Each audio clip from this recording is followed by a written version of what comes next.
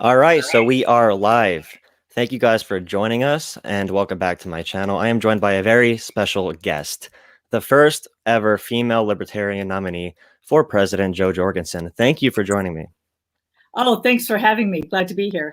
So I'm a progressive, so we're going to agree on a lot when it comes to the military and other things like that and social issues. But there's going to be a whole assortment of things that we also disagree on, which is okay. So I'm going to start on things that we do agree on, and that's a very current topic right now.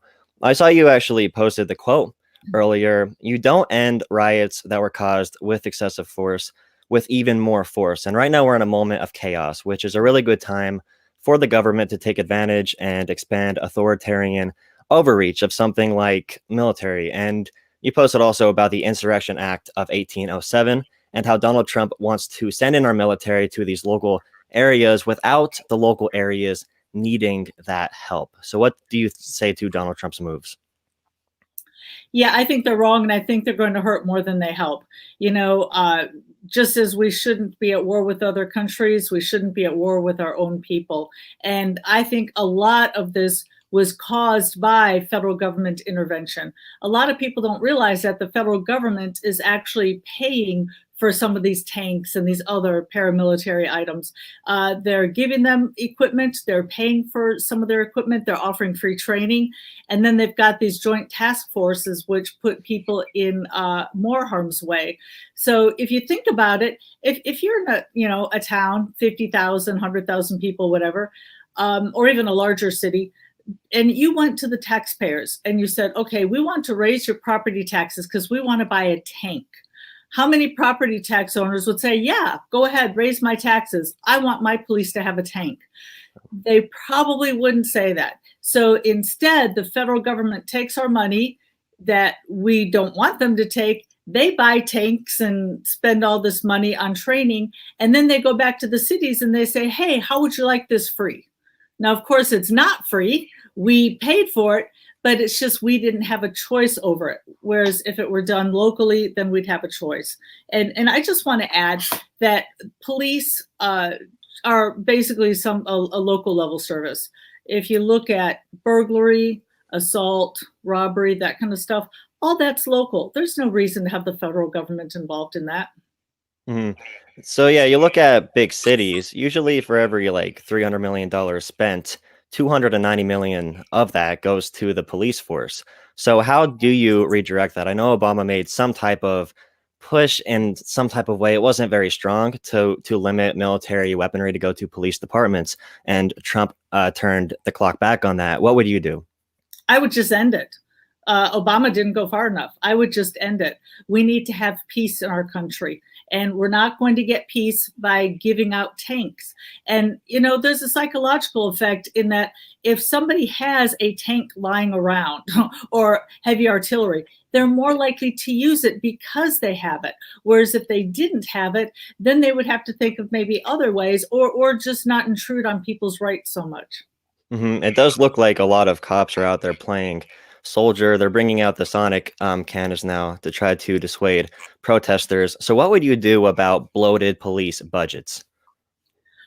Well, at a local level, yeah, that's up to the local government.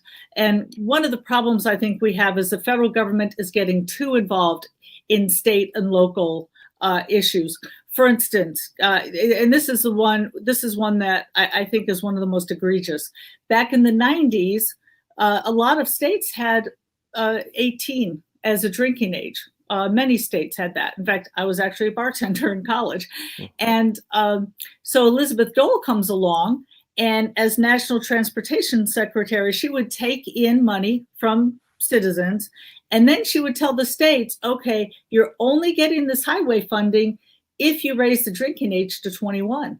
And so that's why the drinking age is 21 right now everywhere. It's because basically that choice was taken away from the states. And that's not what the founders intended. States were supposed to be able to make their own choices. So as far as the police force, if somebody spends too much money on the police, keep in mind it has to come from somewhere. taxpayers might say, I don't want to pay these high taxes. I'm going somewhere else. And that's actually what's going on in California. There are a lot of people fleeing to Texas, Idaho, and other states because they don't want so much money taken out of their paychecks. Hmm. I saw many people making a good point calling into the LAPD, saying that these military vehicles that the protesters are like harming or vandalizing are owned by the public, and often cops forget that they're fully funded and owned by the public. And you went into the drinking age a little bit. How do you think the legalization of things like drugs can help the job of a police officer? They don't need as big of budgets as they claim because they shouldn't be attacking people for doing a drug on their own time or doing something like sex work. Oh, it would help tremendously. First of all, if there is no victim, there is no crime.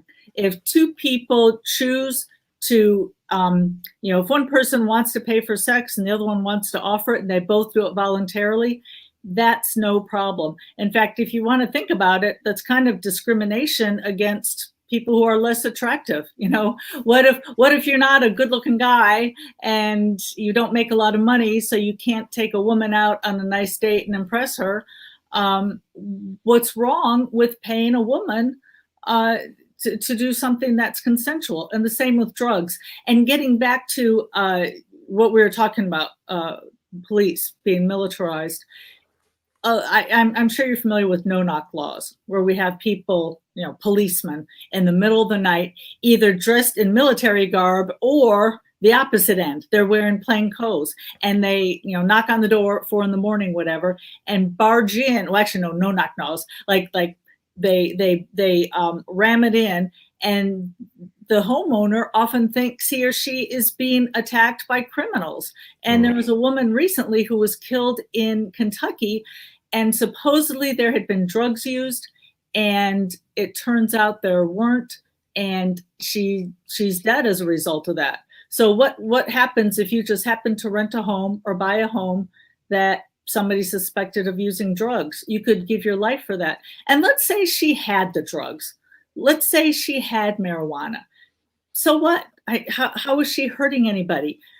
Drug or alcohol prohibition in the 1920s didn't work, and drug prohibition isn't working now. It's actually the prohibition that's causing more problems than the use. And for the police departments that are already fully loaded by the militarization, would you want the local governments to decide of a disbursement of those materials? If they already have a tank, would you want the federal government to step in and say you shouldn't have that? Or Well, first of all, I would encourage. The president does have a bully pulpit. The president doesn't have to just pass laws. I mean, look at the lockdown. The President Trump was up there talking about the coronavirus, how everybody should stay home. He's got Dr. Fauci out there talking about it. And so a lot of states are following his lead. So if I got up there and I said, hey, you don't need the tanks, I encourage you to get rid of them, maybe they would listen. But if any of them are still owned by the federal government, I would take them back.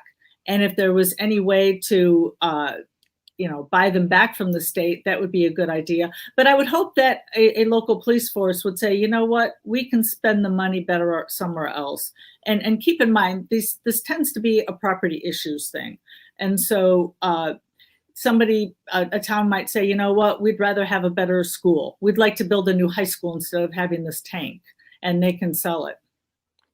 And before we get to COVID-19 topics, what would you do overall right now to de-escalate what's already going on in the streets and all the chaos?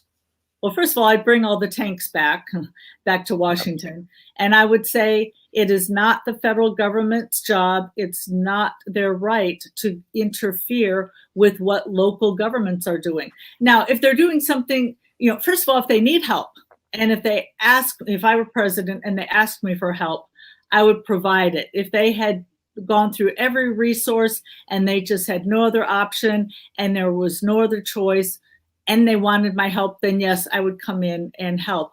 Or if somebody's rights were being hurt. So like, for instance, it was pretty famous, Governor Wallace in Alabama, who stood in front of the university not allowing Black students in.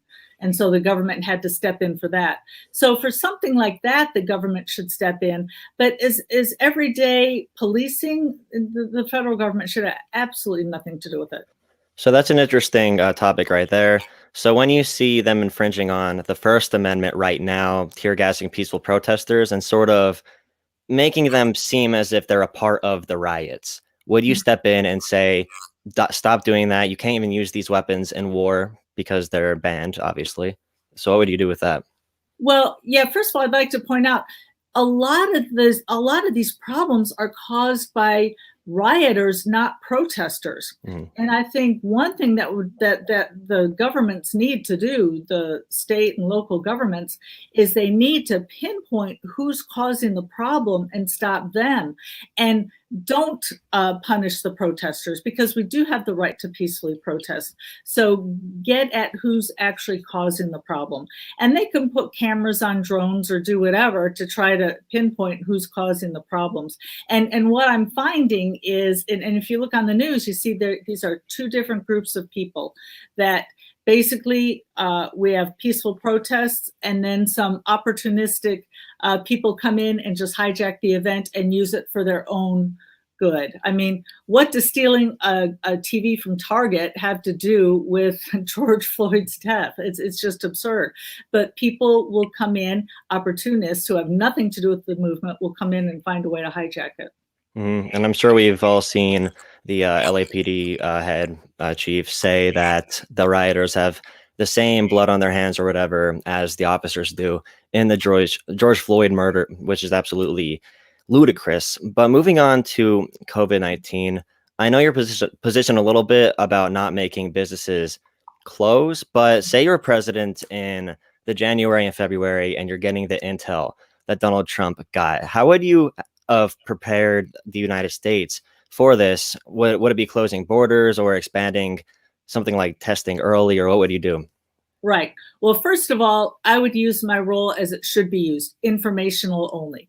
Explain to the citizens, here's what's going on. This is serious. You need to take precautions. But I would not take away their individual rights. I mean, this is the largest assault on our individual rights that I've seen in my lifetime. But two things that President Trump did that were wrong is, first of all, lack of testing. And a lot of people don't realize this, but the FDA until 1962 just required companies to prove that their drugs were safe. That's all. After 1962, they had to prove efficacy, that their drugs worked. Now, that sounds like a noble thing. Well, hey, prove that your drug works.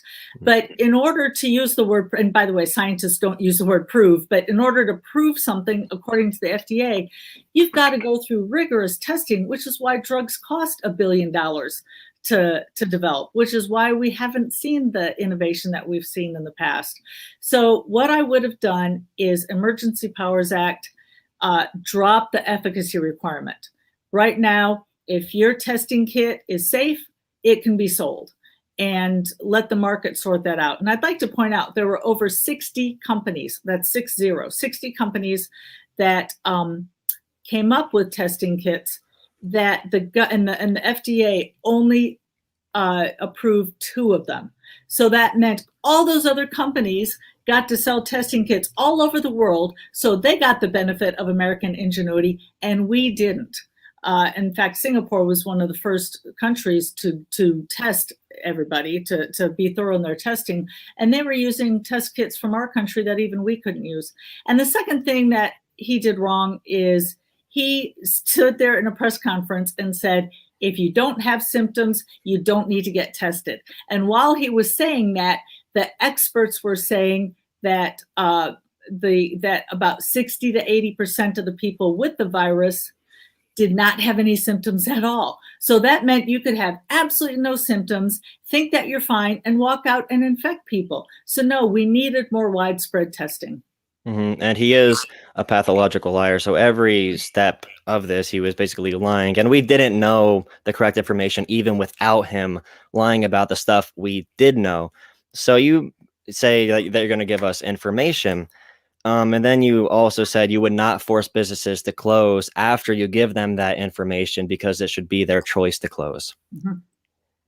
And we see from the American public, in fact, maybe it was about 6 weeks ago, I saw a survey when they were starting to open up states. And they asked people, do you think it's safe to open up states? Do you feel comfortable going outside? And about 70%, 70 to 80% of the people said, no, it's too early. So they would stay home anyway. You know, we don't need government to be our mommy to tell us to stay home when we're sick or when we could catch something. People were doing that on their own. And just the fact that the overwhelming majority said that they thought that people should still stay home shows that they have good sense about themselves. So, and people who, you know, if we look at who got, who got the brunt of it, it tended to be people who were older, who had pre-existing conditions. So, and by the way, my mother falls into that category, and I've encouraged her, do not leave your house, and she hasn't. So friends and neighbors, you know, are bringing her groceries and stuff. But there's no reason why 20-year-olds or 30-year-olds who test negative can't be out there. What's happened is basically tens of millions of Americans have lost their jobs, and many of them, they're just not getting back. So what would you have done about certain businesses that did stay open and many of their patrons got sick, and then you couldn't disestablish what we already have as a healthcare system? So that healthcare system becomes overridden right now. Would you step in at that point because everything's overridden, and now other citizens are forced to brunt the cost of what they're doing? Right. Well, first of all, restaurants and stores would probably be concerned about being sued.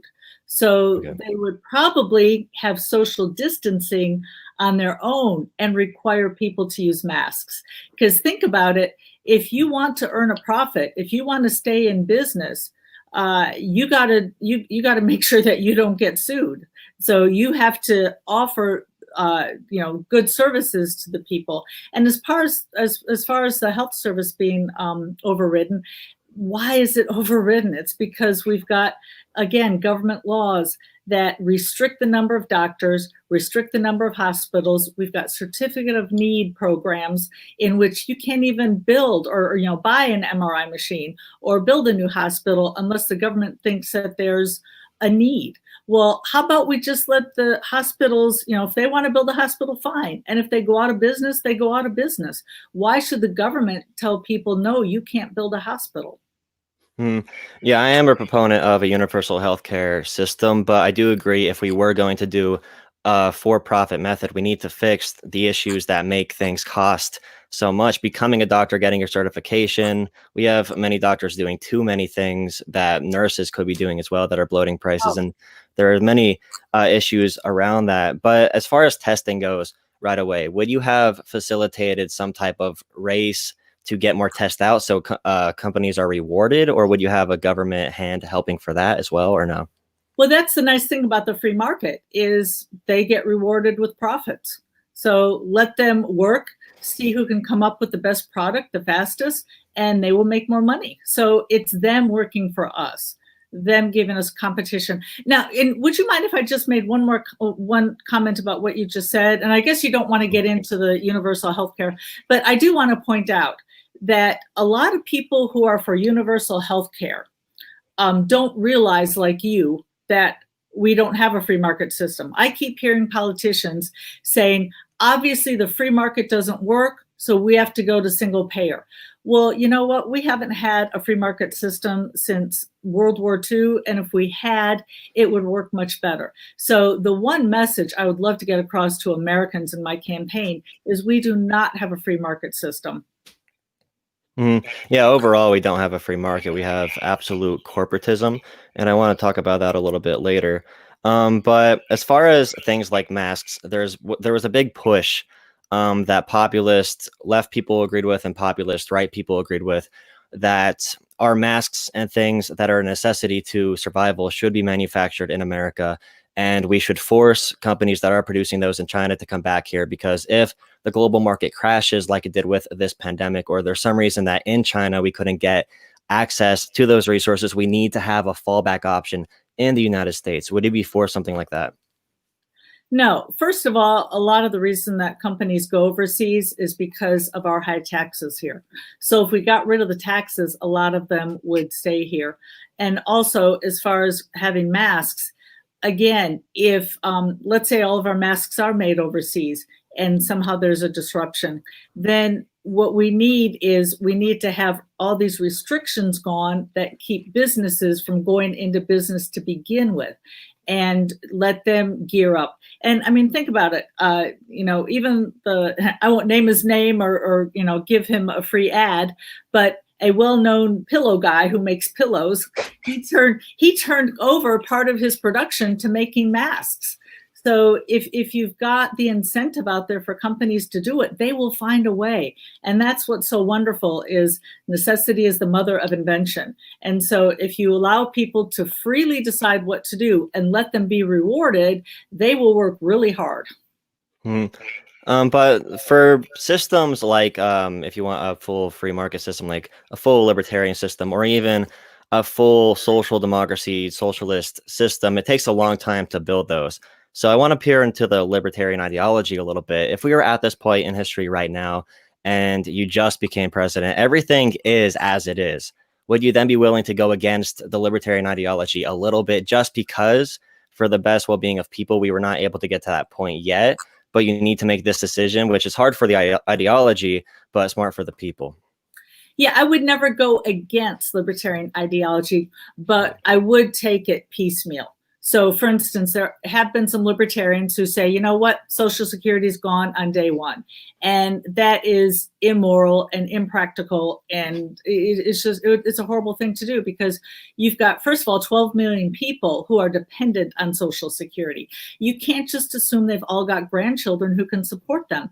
So what I would do and I'm just using Social Security as an example, but I would do this for pretty much all of the, welfare type systems, is first of all, have immediate opt-out, to where if you're in your 20s and 30s and you want to opt out because you know that this is a broken system, immediately you don't have to pay into it. For the people who paid into it 50, 60 years, who are dependent upon it, what I would do is sell government assets, federal government assets like downtown office buildings or mineral rights, and then give them a lump sum and say, okay, here's your money back. Because we all know that their money was not put into a lockbox. It was used to buy stuff. So I'm just going to sell stuff that they bought and give it back to them. So so it would be, we just wouldn't be pulling the rug out from underneath people. And further on the economy, this is sort of a COVID-19 response question. Also added on top of the automation we were already expecting, 15 to 25 million American jobs that we already lost due to this recession are never going to come back due to things like outsourcing and automation and just downsizing in general. I mean, a lot of places are closing down their actual places of business because they know they could telecommute and telecommute better than they were working before. So long term, if there were 40 million, we didn't talk about healthcare that much, but if there were 40 million, 50 million Americans who literally could not work, are you in favor of something which is the most, I think, libertarian way to do this, but of a universal basic income, which is basically like putting gas back into capitalism to keep it running as automation dissolves it? No, that's the nice thing about capitalism. True capitalism is that you don't need to give it money. People will go out and they will try to create the best product for it. Now, keep in mind, I'm not talking about crony capitalism in which you've got a big government giving big corporations money. I'm talking about true capitalism where you have to work to do a good job for your customers or you go out of business. But say there's a huge vacuum in the economy that's formed right now and is going to continue. And Amazon and Walmart are looking at what's happening right now and licking their chops because they know that they could just eat up all these small businesses, eat up the marketplace, and take $20, $25 paying jobs an hour and replace it with $12 an hour jobs. And over time, it seems like that would keep on deteriorating to complete monopoly control. So what would your role be in making sure a monopoly doesn't own the United States? Well, first of all, there are very few, if any, natural monopolies because people always find a way to get in there. So you've kind of asked a multi-part question. I would like to point out that, yes, Amazon and Walmart Online have made huge profit gains from last year, January to March. However, the small mom and pop stores their business was down by like 75%. But if you look, a lot of states would allow Walmart to remain open, and yet the little mom and pop clothing store, they had to close down. So once again, you've got government on the side of big business, and that's usually what happens, because in order to get into office, you need to spend a lot of money, and so you've got lobbyists and special interests, and so we're actually fueled by that. So that's part of the problem. And I'm sorry, what was the second part again that you said? It was about, say, Amazon owned at some point 50% of the market share in the United States. Is there a cause for concern there? And if they forcibly took control of too many industries and a competitor couldn't knock that apart, is there a role in antitrust laws? No, in fact, government has been let's say that that's your goal, that you want to break up big companies. It turns out that the government is lousy at that too. My first job out of college was working for IBM. And that was around the time that all the antitrust, there was an antitrust lawsuit. The Justice Department went after them. And I had a talk with a socialist she was practically, panting. She was so excited. Just like, do you know, if we broke up IBM into 7 different companies, do you know each company would be the size of boroughs, and then boroughs would be able to compete with them? Have you ever heard of boroughs? No. Probably not. Exactly. Nobody under the age of, probably 60, maybe 50 has ever even heard of boroughs. So the government tried to break them up. There were reports that if you took all the paperwork in the Justice Department, it'd go to the moon and back. And they weren't able to knock down IBM. But guess who knocked down IBM? 2 guys in their garage who created Apple. So once again, we've got the free market who's able to bust up the large company, the monopoly, and the government couldn't do it. Mm-hmm. And you don't think that the free market actors are getting smarter and smarter when it comes to competition? Like, say, Facebook literally owns Instagram. If they buy Facebook, Twitter, if they owned all of that, and we were stuck in a point of stagnation, there is no point, or is there a point at which government needs to get involved? Or is your answer, no matter how deep it gets, to turn to the free market? Right, because technology is always changing. I remember back when I did work for IBM in the early 80s, one of my coworkers said, well, you know what? Someday we're each going to have our little phone that we're going to carry around. And I was like, oh, you're crazy. How could that ever happen? And then we get phones. And then, well, first of all, let me go back to the computer. There was some famous, I think it was like the president of IBM. There's a famous quote of somebody saying that computers could never be used practically in the home. Then we get computers in the home. Then we get cell phones. And then we have Facebook. So you never know what invention is coming next that's going to solve all of that or is going to fix it. And again, I love my iPhone. I love my MacBook.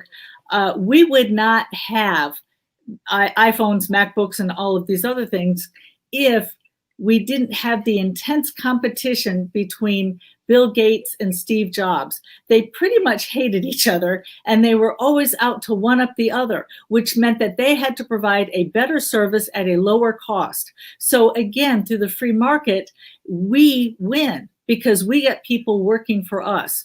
And to bring it back to healthcare just a little bit, part of the problem with the healthcare system is since we don't have the free market, doctors don't have to compete for us. In fact, if you look at the only 2 fields that are somewhat somewhat free market, that would be cosmetic surgery and LASIK surgery. And the reason they're free market is insurance companies don't pay for that. You have to pay for it yourself. So basically, you've got cosmetic surgeons who compete, who have to lower their price, offer better products. And if you look at the graphs, cost of surgery has gone down dramatically in those 2 fields, and quality has gone up. But cost hasn't gone down on, let's say, knee surgery or heart bypass because the doctors aren't competing. I want doctors to have to compete for my business the same way automobile dealers and computer dealers compete for my business. And even with competition, you don't see any role in the government in lowering exploitation, or do you think something like that could be done at a state level? Would you still be for allowing the states to do that amongst themselves? Like to do what amongst themselves? Say a vaccine is pumped up in price, or for insulin costs that aren't being controlled and they're being totally extorted way above what their value should be for actual people. Would you be okay with the states making legislation on their own? But what we find is that in a free market, prices go down. Look at how much computers went down because we've got different people competing for your business. Look at, as I mentioned, LASIK surgery and cosmetic surgery. Nobody had to put price caps there because they competed with each other. And I'd like to mention two other cases here. If you don't mind, I'm gonna look up some numbers that I have handy here. So first of all, if you look at Singapore is a group or is a country that I think has a good system because it is competitive. And they've got the state of Indiana, the state workers, they have a system that's very similar in which people are in charge of their own health dollars. And they go out and whatever they don't spend, they get to save. And what was really interesting is the first year that they started this, something like only 10% of people use generic drugs. And we keep saying how people should use generic drugs because they're cheaper. And most people don't. Why? Because what does it matter to them? The insurance company is paying for it. And that's a problem with universal healthcare system. Now, in Indiana, when they set up a system in which people were in charge of their dollars, within like a year or two, the number of people using generic drugs went from 10% to 90% because they got to keep that money. Think about it. Does it make sense for you to shop around when you buy a car or if you buy gas for your car? Yes, because you get to keep the savings. That's what we need in healthcare. Now, the second thing is, let me mention, so over in Singapore, where doctors have to compete, where all the prices are out there, and they don't have the type of insurance we have here. Heart bypass here costs $130,000. A heart bypass in Singapore costs only $18,000. So you're saying in a free market system, are we going to have controls? That's the whole point of the free market, is that the free market, that's the control, that people, in order to get your business, have to give you a lower price. And that's why heart bypasses are only $18,000 in Singapore and $130,000 here. But if there's only one place that's allowed to manufacture something and they have the patent for something like insulin, what would you be for doing? Would it be opening trade to the global market? Because I think that's something that could make free market healthcare, if it was possible, more appealing. Well, of course, we believe not only that you should be able to buy and use recreational drugs, we believe you should be able to buy medicinal drugs, drugs required for your health. So one problem that they've got going, and I believe that patents are a good thing, but they need to be limited. So you're not going to have anybody out there trying to come up with a new drug if they spend millions in research and development, and then they come up with a new drug and somebody else just steals the formula. So you need to give them a window in which only they are allowed to sell. So the window should be maybe a little shorter. But here's what's more important, is what we have right now is somebody comes up with a drug, they patent it. And then what they do is they make a little change that makes no difference at all. And then they say, okay, so we're extending our patent because this is a new drug. And then they do it again and again. And that's wrong. If you're changing, if you've got a pill that does the same thing, and now instead of being yellow in color, it's blue in color, or green in color, you can't say, okay, we get to extend our patents. But again, you look at insulin, look how cheap it is in Mexico.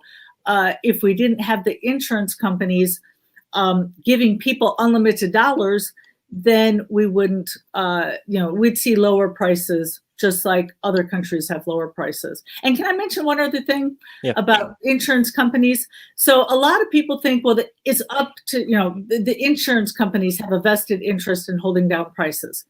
Well, only a little bit, because, they're not just going to pay out all the claims willy-nilly. But here's the secret that people don't realize is in order for insurance companies to grow and be more profitable, they have to give out more claims. What they have to do is they have to give out enough claims that the next year they can raise their premiums so they make more money. So then the next year they have to approve even more claims so they can raise premiums the following year. So actually, it is not in the best interest of the insurance company to hold down costs. It's in their best interest to have to keep spending more money. Mhm. I think the differing ideologies have something very much in common between us when it comes to keeping government and how everything acts clean. So I want to ask you a little bit about how we keep campaigns clean. What do you think about different campaign financing laws? Should they be all publicly funded? Do corporations count as a voice? Because as a progressive, my biggest goal isn't to get rid of government. It's to make sure government is owned by us, because I believe that we do not only need negative freedom from government, but I think we need positive freedom on top of that, which is where we agree on. But what do you think about different campaign finances? Well, first of all, that's funny. When you said you wanted to keep things clean, I thought we were going to go to the environment. But No, my ultimate goal is that government plays such a small role that you don't care about campaign finance or who gets to donate, because and a lot of people are saying, well, why is it so contentious now? Why are we so divided? It's because basically you have to go through the government for everything. A lot of people don't realize that back in the 30s and 40s, there were a lot of corrupt people in Congress, probably more corrupt than today, but people didn't care because it was such a small part of their lives. But now, if you want your kid to go to a school that either says the pledges of allegiance or doesn't have religion or whatever, you got to go in there and you got to, fight the school board, fight the government. If you want a different kind of a health care, you got to go in, you got to fight the government. I mean, basically, the government is involved in everything. So if we let people keep their money to where if you want school with religion, you get it. If you want school without religion, you get it. But right now, you've got to get in there and fight to get your way, because government always gives you a one size fits all. In fact, that's even worse now because we've got the Department of Education, which sets standards for the entire country. And, rural Appalachia, they may have different values, different things they want to teach than like downtown Manhattan. So why shouldn't they be allowed to? But instead, people have to worry about government because they have to go to the government for all their needs. So if we got government so small, it would be like, who cares if you vote? Because with such limited powers, it wouldn't matter. well, we both agree on one thing. We would rather no government than bad government, for sure.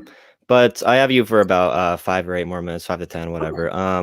I wanted to talk a little bit about third-party politics. I interviewed about a week ago Howie Hawkins, the presumptive nominee for the Green Party, and I wanted you to talk a little bit about what you think are some misconceptions about the Libertarian Party, because I feel like both the Green Party and Libertarian Party are looked at and kind of thought of as too small or goofy. So what would you like to tell people about the Libertarian Party? Well, the big thing is a lot of people lump us with the other small parties, but we are consistently on the ballot in all 50 states.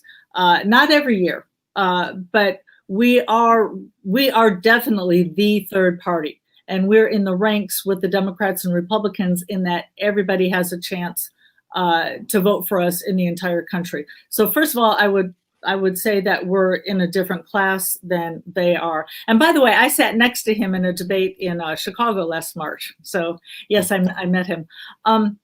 And I would say that people's misconception is, well, can you tell me any specific misconceptions that you're thinking of? Well, they see who I think is a great guy, Vermin Supreme, and they see a couple libertarian debates where they want to abolish things like driver's licenses, and things at the local level that I think there's a 99% consensus that should be there. So people see those videos, they see people saying we should abolish the government entirely, and they think, well, these people are unrealistic. Okay. And yes, that is unrealistic. You need to have law and order on the roads. So, do we need driver's licenses? It's up to the person who owns the roads. And right now that's the government. So absolutely, they can require driver's licenses. And in fact, I don't think that they're strict enough with DUI. I mean, we hear about repeat offenders, people who kill people being let out time and time again.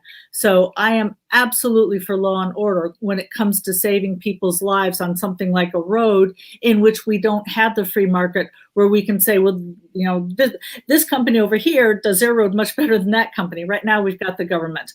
And I would say that what we want is we want to go back to what the founding fathers wanted. When they set up government, they specifically set it up so that we had part-time legislators, you know, the citizen statesmen, to where you would go to Washington, serve a few months, and then you would go home and live under the laws you just passed. But that's not what we have. We've got professional politicians who are like royalty. And, you know, there's an interesting, and I wish I could remember the politician's name. This was, you know, back in the 70s, 80s, whatever, before we had, you know, the 24-hour news cycle. But he was a Democrat who passed laws outlawing discrimination to where you couldn't discriminate on sex, race, creed. And then somebody suggested, well, you know what? We should have those same laws for Congress. And he kind of puffed up his chest and said, I should be able to hire whoever I want. So he passes a law that says other people have to follow, and then he doesn't want to follow it. So we need to get back to a time when the politicians have to live under the laws that they create. Mm-hmm. So tell me if I'm getting this right. So if it can't be solved by the free market, you're okay with things like local law enforcement to keep people safe at a base level, at a communal level, and then you are not okay with the federal government overextending the military in any instance, whether it's domestic or abroad. Oh yeah, thank you for bringing that up. Well, yeah, first of all, libertarians believe in police, courts, and military. So let's, for the government. So yes, absolutely have the government have a military. Absolutely have the government run, you know, police departments. And yes, have them run the courts. But I'd like to talk about bringing the troops home briefly, which is I'd like to turn America into one giant Switzerland, armed and neutral. Right now, we've got troops all over the world that are creating more problems than they're causing. We're helping to support wealthy Europe. There's no reason why, you know, poor people here should have their tax dollars go to pay for a military for France or Germany. Let them pay for their own. And also in the Middle East, we are causing more problems than we're solving being there. We need to just leave and not give them a reason to go after us. And that's the irony, is the job of a military is to keep its citizens safer. And what the military has been doing is putting us into more danger. So I have to ask you about this now since you brought up something global. But what's your stance on the Israel-Palestine situation? Again, not our country. Just leave it. Stop giving Israel funding at all. Well, stop government funding. If individuals choose to fund, absolutely, it's your money. You have the right to do what you want with it. So if you want to send money over there, that's perfectly fine. But there's no reason for the government to take your money and spend it in a place where you don't want it. All right. Well, I had you for about 45 to 50 minutes around that time. So tell people a little bit about yourself, why they should vote for you, and where they can find you. Yeah, first, please come to joj2020.com, joj2020.com. And I've got a PhD in industrial organizational psychology. I teach at Clemson. So you mentioned earlier about maybe people have the misconception of IBM, or not IBM, about libertarians being kind of on the fringe. I mean, I'm teaching college students. I've got a husband, I've got kids, and I've been a longtime libertarian activist. And I've worked in the business community, as I mentioned, for IBM, as well as academia. So if you wanted a woman academician and you didn't get Elizabeth Warren, you can turn to me. All right, that's great. Well, thank you for joining me for this conversation. It was great, even though we disagree on a lot of things. There were a lot of places that we could agree on. Oh, of course. Yes, I really enjoyed it. Thanks. Yep. Have a great rest of your week. You too. Thanks so much.